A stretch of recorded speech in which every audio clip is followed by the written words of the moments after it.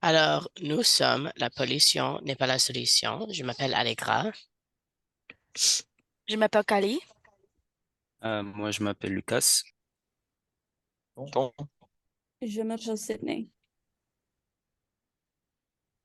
Alors, Voici ce que nous allons présenter aujourd'hui. Tout d'abord, on va vous parler des problèmes comme la pollution et l'éducation que nous voudrions expliquer pour l'aider et la réparer. Que allons-nous partager avec vous aujourd'hui? Pour commencer, nous présenterons les problèmes que nous cherchons à résoudre en relation avec les émissions de carbone provenant spécifiquement des voitures et les problèmes avec le système de bus de Rhode Island. Les citations et le fait que nous avons trouvé intéressant pour notre aider dans notre projet avec le système, avec le bus et de gaz de navette et changer le recette. Comment nous prévoyons d'apporter des changements, nous devons changer le recette. Et en commençant par l'éducation, et pour nous, c'est par UEI 101. C'est ce signifie exactement UEI pour notre projet et comment cela peut être utile pour éduquer. Et au final, on va parler de UEI SAS, que c'est une club qui a pour aider l'environnement. Il s'appelle Student Action for Sustainability ou les actions des étudiants pour durable. Quel est le problème? Aimez-vous respirer? Oui, je l'ai pensé. La Terre aussi. Le problème maintenant est la quantité des émissions de carbone et son produit est rejeté dans l'air. Et nous, de tant que grandes communautés comme universités, jouons un pourcentage énorme de ces chiffres. Les universités forment une énorme communauté dans son environnement parce que les étudiants à toutes aimèrent conduire eux-mêmes. C'est un très mauvais problème. Nous avons remarqué, par exemple, que notre campus, qu'il y a file de voitures tous les jours quand l'école est finie. Dans chaque voiture, il y a seulement une personne. Les étudiants ici, c'est trop concentré sur aller, aller, aller et n'est pas sur la façon de sauver les environnements. Par exemple, s'il y a 1 000 étudiants qui viennent en campus chaque jour, typiquement, aurait 1 000 voitures pour ces étudiants conduire seuls. C'est un très grand problème. Je sais que le graphique est en anglais, désolé, nous sommes désolés. Notre projet est en base aux États-Unis. Nous allons donc expliquer pourquoi c'est important. Quand on regarde ce graphique, ça montre l'augmentation de 14% des émissions de gaz de 1990 de 2120 des véhicules routiers et comment ils sont les uns plus contribuer à l'augmentation des émissions de gaz de l'atmosphère. Avec les avions, les trains et les bateaux, les émissions de les voitures est le plus grand problème pour la pollution. Nous avons réduit ce nombre, mais comment?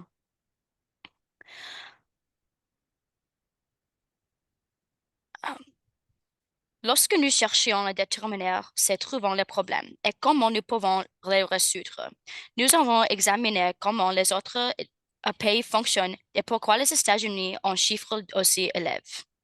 Essentiellement, les États-Unis est créé pour échouer. Il est extrêmement difficile d'utiliser le transport en commun à cause de ceci. Nous avons appris qu'une moyenne, et tant que les Américains, nous avons plus de voitures par famille que les autres pays en comparaison. Le problème est la façon dont les Américains regardent le transport et l'attitude que nous avons envers le transport en commun. Pourquoi chaque famille a-t-elle besoin d'une voiture pour conduire ici? Nous avons besoin de changer les récits. alors, je sais que vous n'êtes pas d'ici, alors je voulais juste donner un peu de contexte. Pourquoi la voiture est si importante aux États-Unis. Alors, nous sommes à Rhode Island, c'est la plus petite des 50 États, et notre système de transport public, elle n'existe pas de la même façon qu'elle existe dans des autres pays ou même dans des autres États ici. Alors, les étudiants de URI qui ne sont pas des premières années habitent d'habitude dans une des trois voisinages ici, qui sont montrés avec des flèches vertes. Et ils sont Saunderstown, Point Judith et Scarborough. Et URI se trouve à l'Étoile Rouge. Alors, le système de bus de Rhode Island, qui s'appelle le RIPTA, elle ne passe pas vraiment à Narragansett, qui est la ville qui contient ces trois voisinages, et elle est à peu près 13 kilomètres de l'université. Seulement une route y passe, c'est la 66. Elle passe seulement une fois par heure. Alors, si votre maison est sur le trajet de bus dans Scarborough, on peut voir ici avec cette flèche, euh, ça marche, mais si votre maison est en Bonnet Shores du Saunderstown, il n'y a pas une bus qui y va.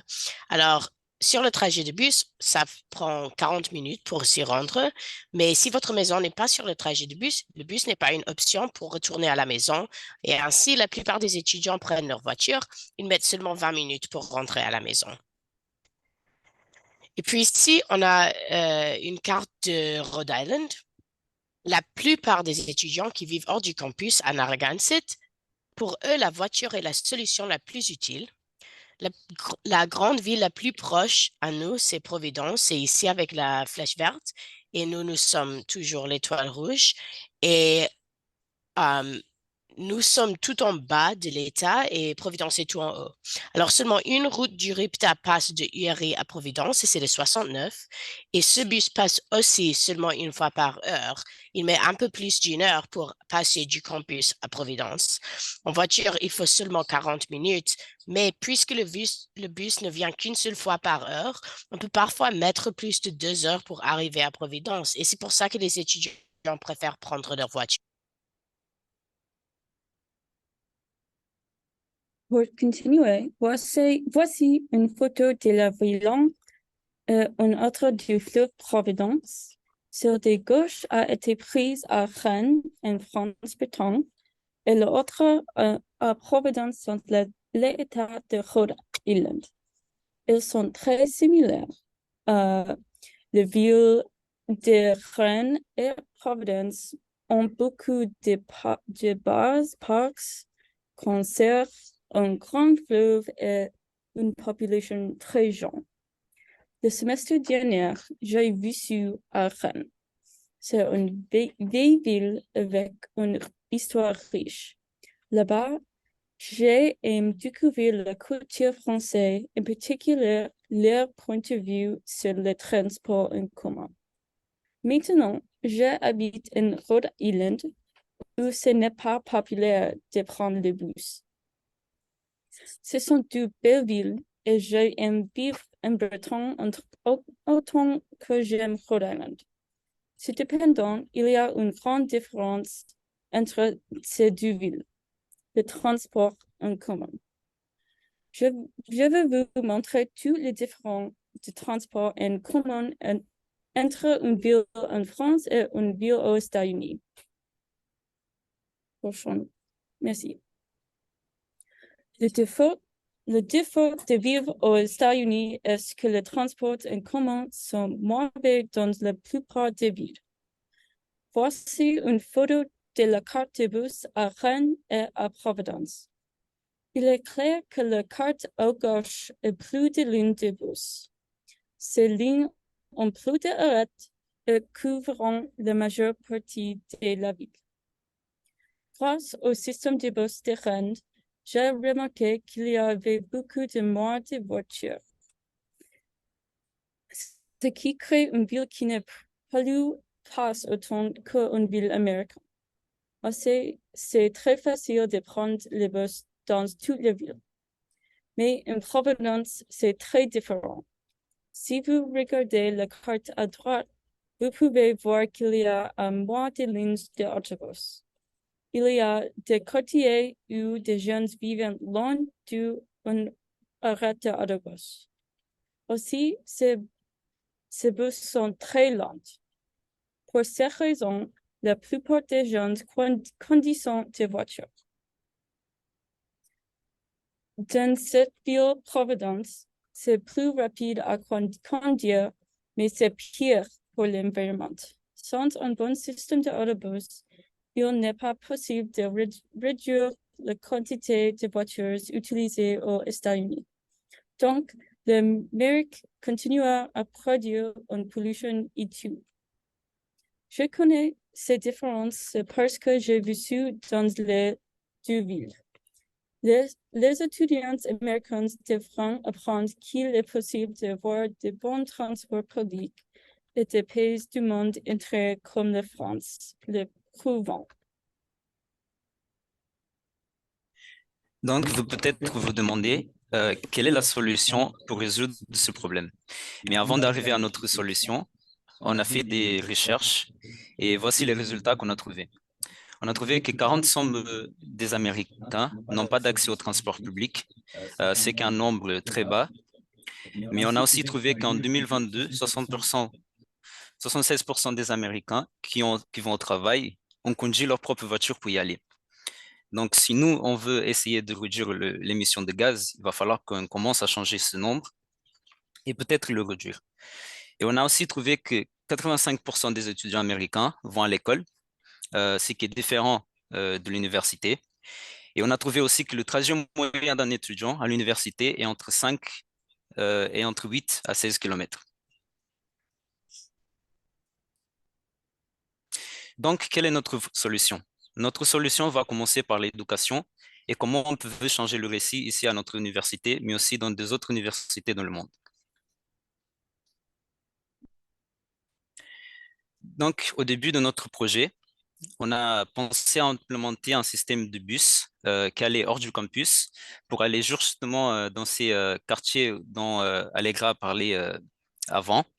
Mais on a trouvé que ça serait un peu difficile d'implémenter ce système de bus.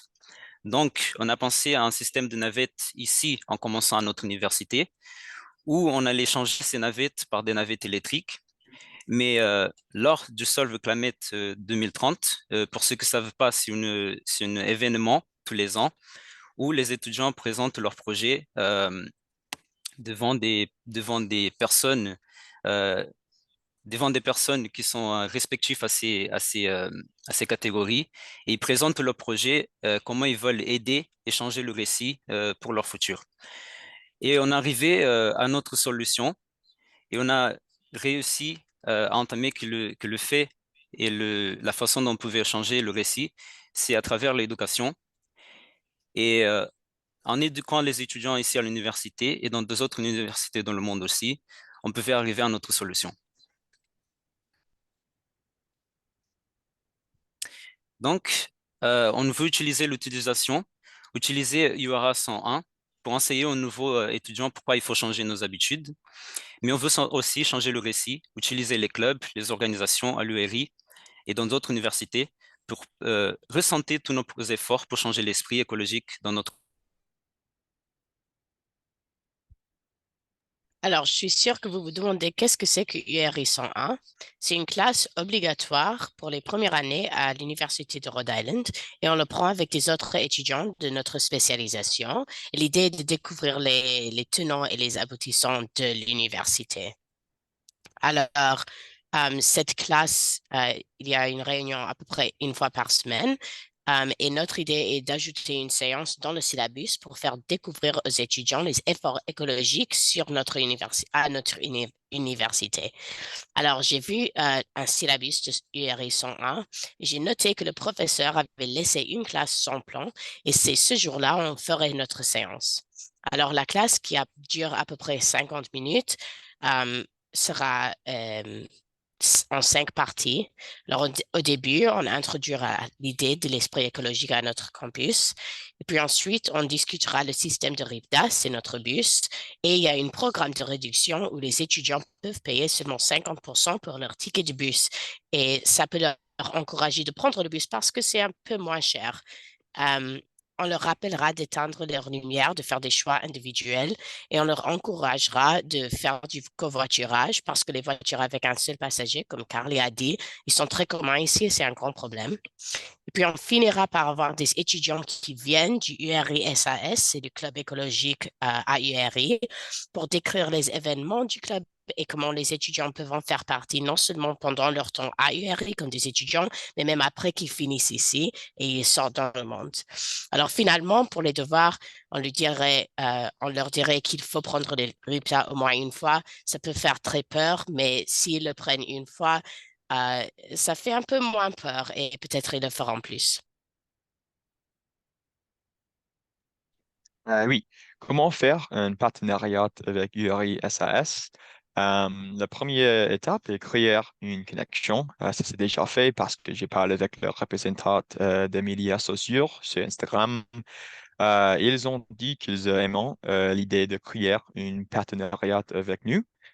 Le deuxième est travailler avec le e-board. Le e-board est le groupe d'étudiants élus qui dirigent le club et prennent toutes les décisions. Euh, Prochaine est combiner les ressources et créer de nouvelles opportunités avec ces ressources. C'est comme les événements, l'éducation, etc. Mais oui, venir dans la classe de URI 101, aider aux événements d'SAS et promouvoir sur les réseaux sociaux, Instagram, TikTok, Twitter, toutes les choses comme ça. Et oui, les logos. Comment le logo peut aider? C'est peut-être distribuer des pins et des t-shirts. Le slogan encourage les personnes à considérer comment les actions affectant l'environnement. La pollution n'est pas la solution. Et en général, le logo est une partie très importante du mouvement parce que c'est la première chose que les gens voient. Et c'est que les gens associent au le mouvement. C'est très important. Et oui, les slogans. Pourquoi changer la réussite? Euh, c'est pour deux raisons principales. La première est pour le Voici guide le peuple. La première, la liberté guide le peuple est une célèbre table française par Eugène Delacroix, tu vois, dans le Coran. Il commémore la révolution de la Trente Glorieuse qui renverse le roi Charles X. Et c'est très connu, ça existe encore. Euh, et oui. Et le deuxième, et le récit change la façon dont les gens perçoivent les défis. Et ça, c'est très important parce que quand vous changez la perception, vous changez les résultats. Mais ça, c'est très nécessaire pour un mouvement succès et pour notre mouvement aussi. Oui, merci. Questions ou commentaires?